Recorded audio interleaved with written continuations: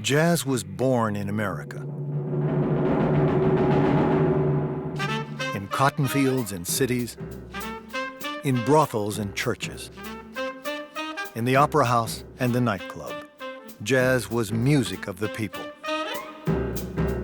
This is music that could happen across the tracks or with disreputable people. But jazz musicians took the freedom allowed them by being marginalized to create this amazing expressiveness to the music. Jazz began as part of a quest for freedom among those who were disenfranchised. From their struggle, it became a platform for self-expression.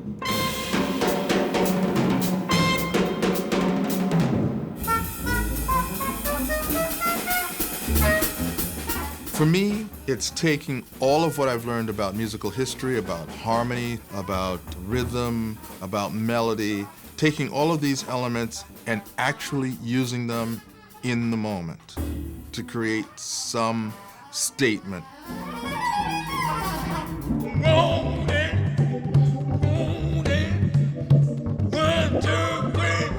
Sometimes you have that time when you know you just on and you connect with the people. It's a love vibration. It's something that says we are a part of people in the world and we serve a purpose and we have a pride for that and we have a need to share it. For more than 100 years, jazz has been played throughout America. And everywhere it has been played, it has been more than just a style. It has been more than just a technique. It has been a way of liberation through music.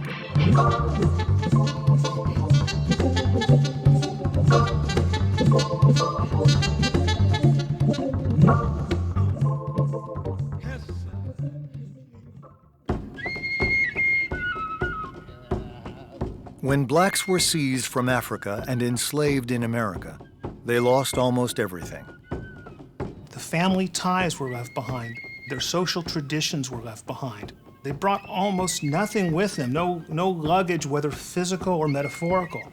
But the one thing they were allowed to keep was their music. On the slave ships, blacks were permitted to dance to stay physically fit.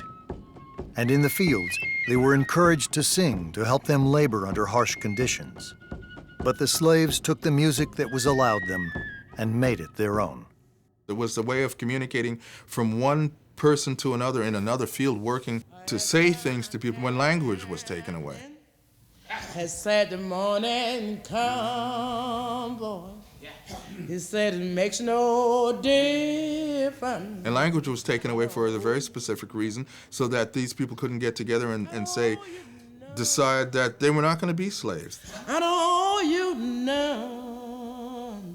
English was thrown at them, and they had to learn to speak that, and they did what they could with what was available. And so that led to expressing themselves in music, and it led to expressing themselves in many other ways that transcended language. Through field hollers and work songs, blacks developed ways to share their sorrows and find the strength to persevere. People had to adapt or die, and African-American peoples adapted, and they didn't die. Since their songs weren't written down, the music was improvised, and each person was given a voice. Oh, Mrs. is a rich old lady. Hot time in old Virginia. 47 all around her table.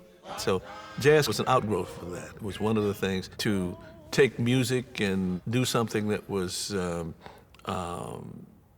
lovely. You might be just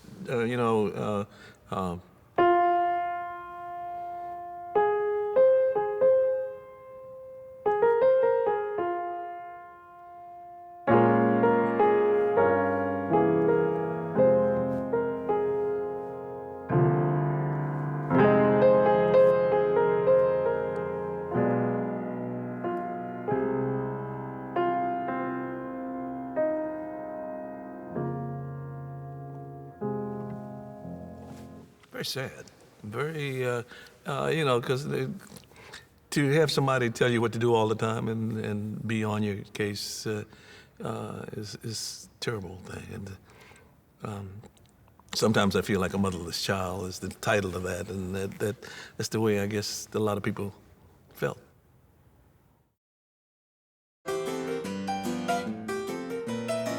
When the slaves were freed during the Civil War, they found new opportunities for their music to grow.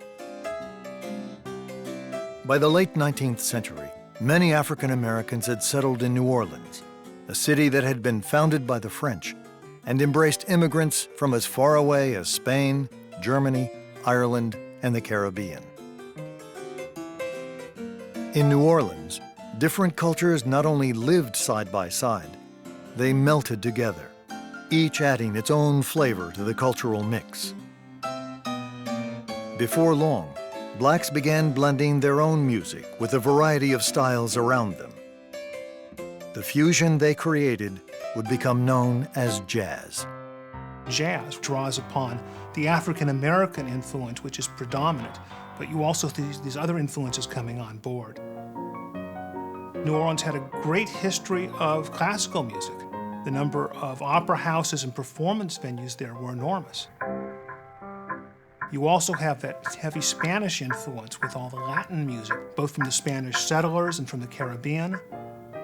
You mix that in with the other people coming there for trade, for business, for leisure, and you had a unique opportunity to mix all these musical styles. Early jazz musicians reveled in the open atmosphere of New Orleans, where music was played in barrooms and street corners for everyone to hear. None loved it more than a young piano virtuoso named Jelly Roll Morton. They all mingled together as they wished to, and everyone was just like one big happy family. People from all over the country came there. There were most times you couldn't get in. This place would go on from 4 o'clock in the morning at a tremendous rate of speed, plenty money, drinks of all types, till maybe 12, 1, 2, 3 o'clock in the daytime. It was a great environment, and the musicians there, like Jelly Roll Morton, they soaked up the sounds around them. Of course, you got to have these little tinges of Spanish in it in order to play real good jazz.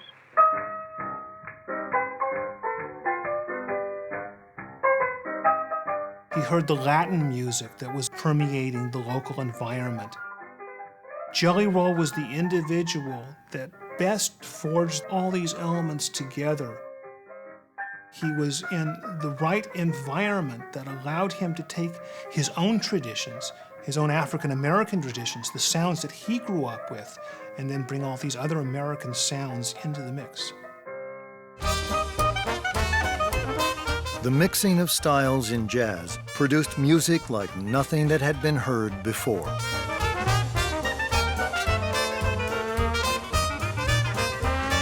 But fusion was only part of what made jazz unique. The early jazz masters, Morton, King Oliver, Sidney Bechet, Louis Armstrong, not only borrowed from other styles, they improvised their parts, creating new melodies spontaneously as they played. If you listen to some of the earliest jazz musicians, for example, King Oliver, he had a solo called Dipper Mouth Blues, which was very influential. If you look at it notated, he's only playing 2 or 3 notes over and over again. But when you listen to him, it's tremendously vital, it's tremendously exciting.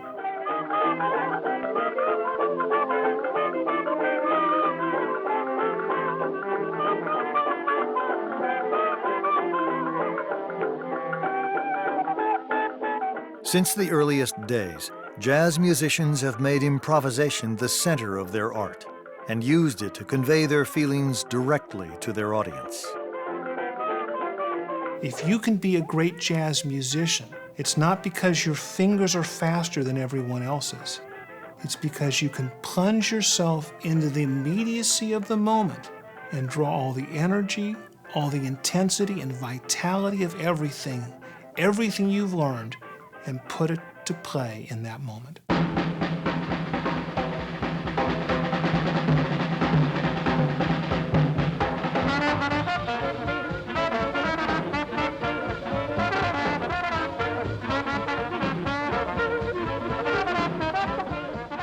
you have to control it. You have to do that so that it feels like something, and it makes no difference whether I feel it or not, but I have to make you feel it. Billy Taylor was born in 1921 and grew up mesmerized by the early jazz masters. I grew up in Washington, D.C. The Howard Theater in Washington, D.C. was terrific, and each week a different band would come to Washington, D.C., and I get to hear them, and it was wonderful because it only cost 35 cents, you know, and so even I could afford that. Surrounded by jazz as a child, Taylor decided he would one day add his own voice to the music. I was fascinated. I had an uncle who played stride piano, and he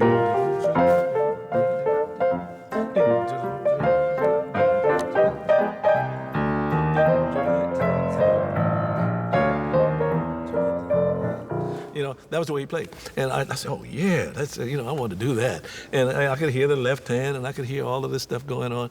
And so I told my dad, I said, I want to play like Uncle Bob.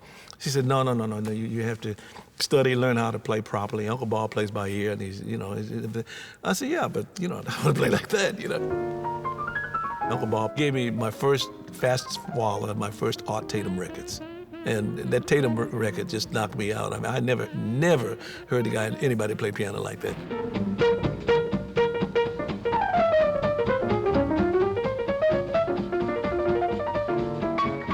Several friends of mine, when they first heard Art Tatum, said, who are those two guys? I mean, because he sounded literally like two people playing piano.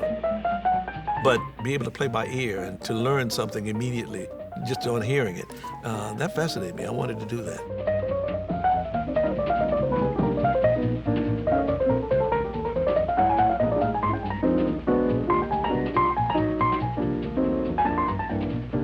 It took me a long time to learn how to do it, but I managed it.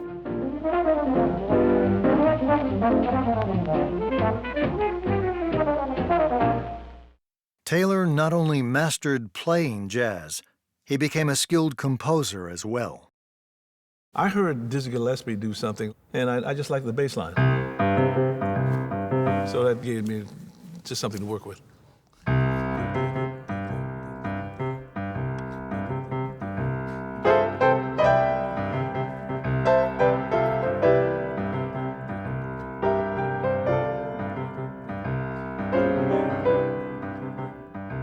Like the early jazz musicians he idolized, Taylor has incorporated a mixture of sounds, from European classical to Latin American, into his personal style.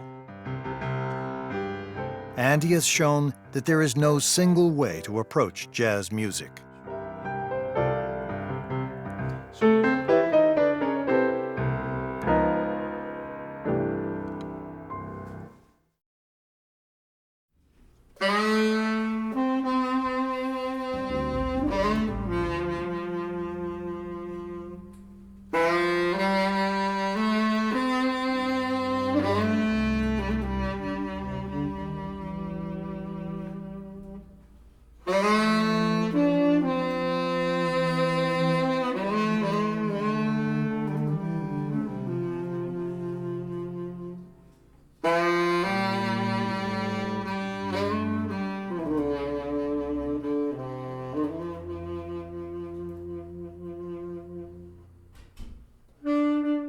My name is Joe McPhee, and I like to think of myself as a musician. And someone once said to me, musician, muse, as in two words, musician, someone who makes magic with the muses, and I kind of like that. As McPhee plays, he experiments to find the right sounds to express what he's feeling. He never knows where the process will lead him.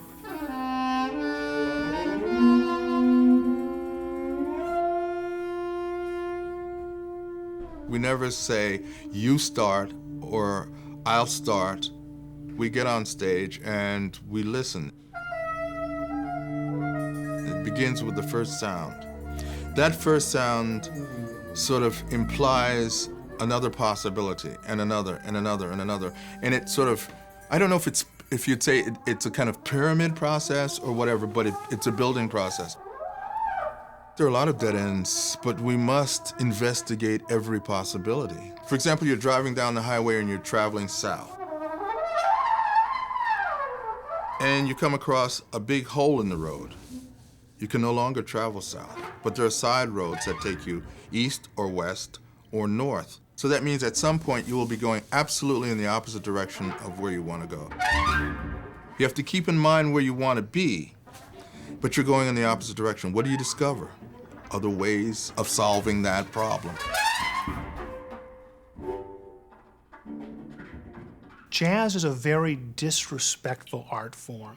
Almost any other style of music that you learn, you're told to imitate the people that went before you. In jazz, you have the exact opposite ethos.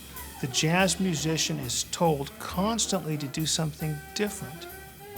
Musicians get on stage every night and improvise.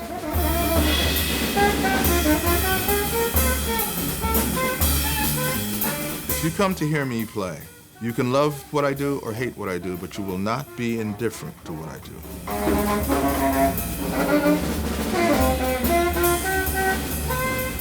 If you don't like it, say to me why you don't like it. I'll talk to you about it.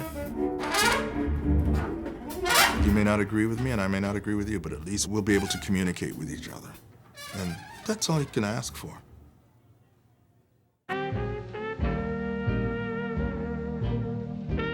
Since jazz was first developed in New Orleans, countless musicians have tried to enliven it with their own ways of playing. But as early jazz progressed, musicians found that the city itself was becoming an obstacle to their art. Despite its multicultural history, New Orleans was embedded deep in the American South, where Jim Crow segregation ensured that blacks were treated as second-class citizens.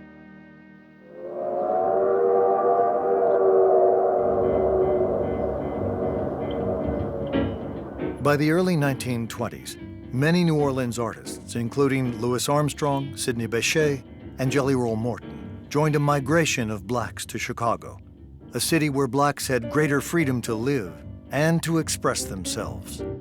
You could hardly find a place in America better suited to jazz music in the 1920s than Chicago. There were opportunities to earn a livelihood. There were places to perform. But above all, there was this atmosphere of tolerance and freedom that was a great inspiration to artistry.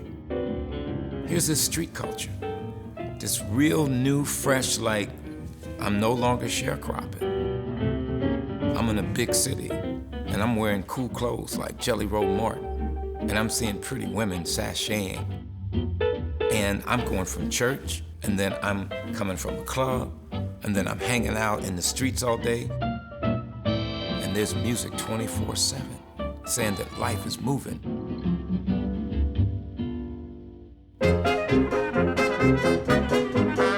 Jazz spread quickly in Chicago, where countless nightclubs emerged to meet the growing public demand. And Chicago offered jazz musicians another opportunity, not just to play their music, but to record it.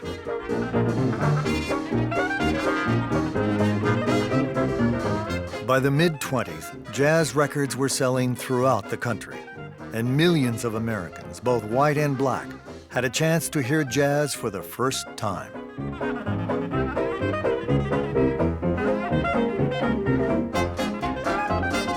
I don't know what measure you would use to measure the rhythmic intensity or the excitement of jazz, but however you do it, it was off the charts.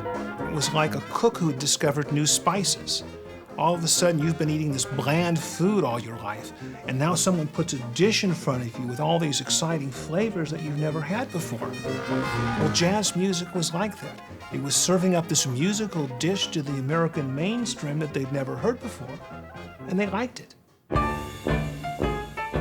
Jazz no longer belonged to one group or city. It had become America's music. As America's music, it flourished from the early to the mid-20th century and branched into a variety of different styles. In the 30s, it was called swing. In the 40s, bebop.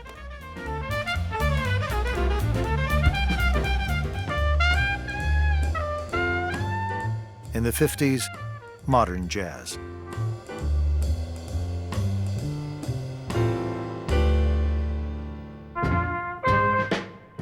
In the 1960s, jazz musicians sought to connect their music to the waves of social change happening around them.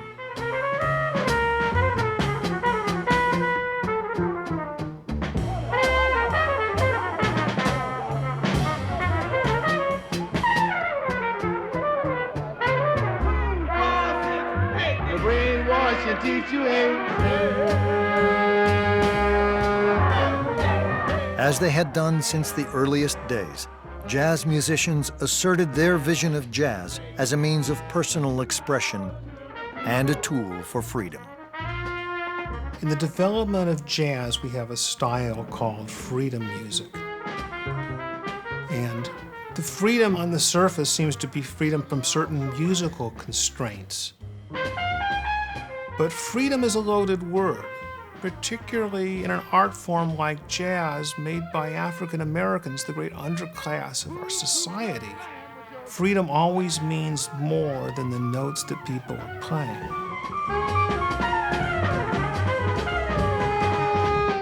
Freedom is a state of mind, freedom is a state of society. And these things all get mixed together in the freedom music of the 1960s.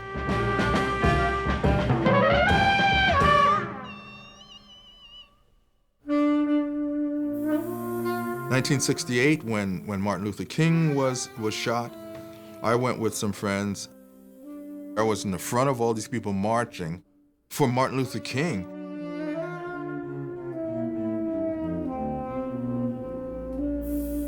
My first opportunity to record my own music gave me a platform. And I thought, if I'm ever gonna have a voice, if I'm ever gonna have an opportunity to make any kind of statement, this is gonna be it, and that's what I chose to do.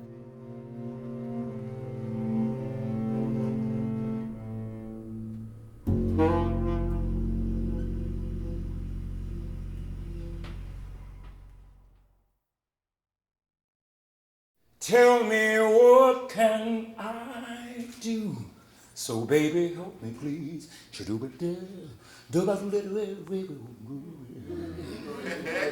Have mercy on a fool like me. My name is Kahil El-Zabar, and I'm a musician and composer, and it's been my life's work since I was a child. I was always around music.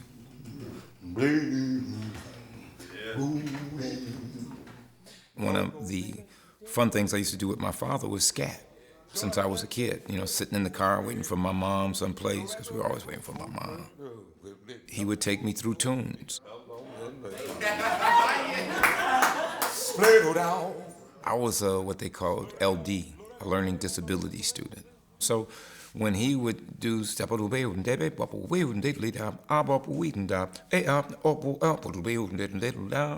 Apple by Bird, what oriented me to a certain kind of attention.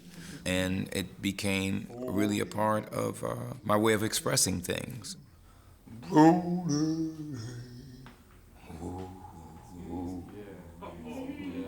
That's for y'all.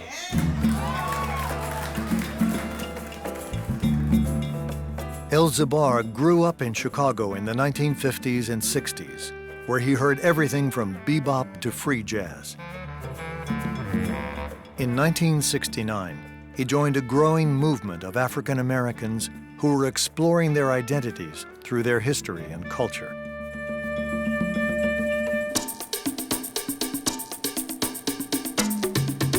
He traveled to Ghana, Africa, to study music in the continent where jazz had its earliest roots. Jazz could not have existed without African music. When you listen to African music, you're really struck by the spontaneity of it. Also, you really hear this great rhythmic intensity. In Ghana, El Zabar felt that rhythm all around him, not just in music, but in everyday life. Rhythm permeates every aspect of existence. There's nothing in life without vibration, right? If it's alive, it vibrates. If it vibrates, it has a pulse. And if it has a pulse, there is a mathematical sequence of movement to that pulse, which is rhythm.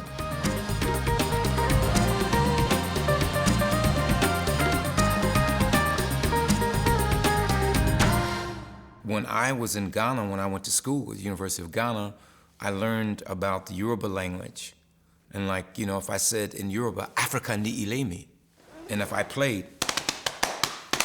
the rhythm is the syntax of what I'm speaking, Africa ni ilemi. Same thing. So then I said, well, how can I translate the syntax of language that I grew up with in that same way? How can I say, what's happening?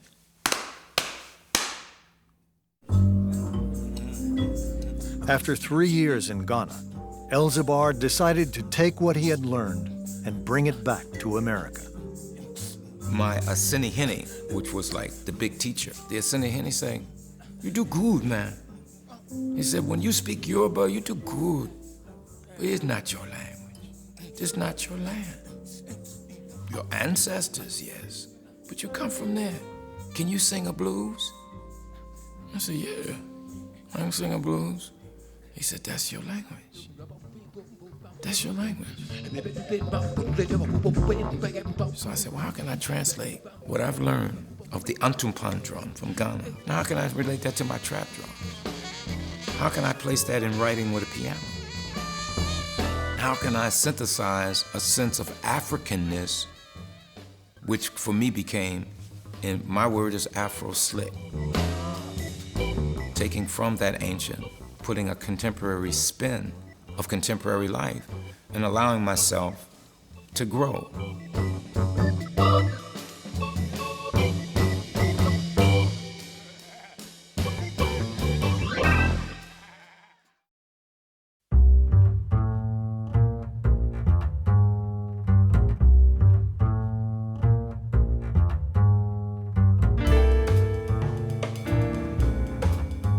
Since its birth in America, jazz has grown and spread across the world.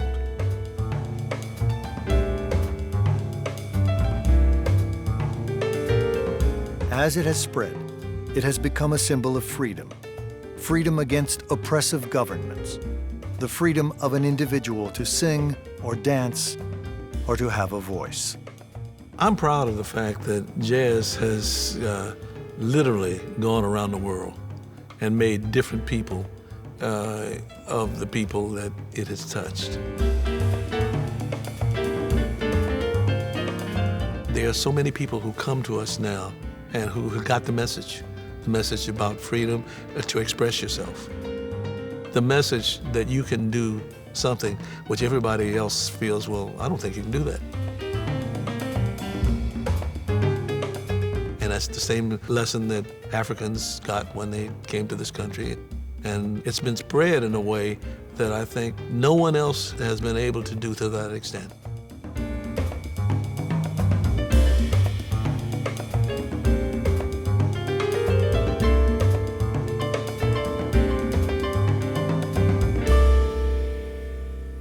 I wrote a song called I Wish I Knew How It Would Feel to Be Free. And at the time that I wrote it, I didn't know that. And I feel I know that now.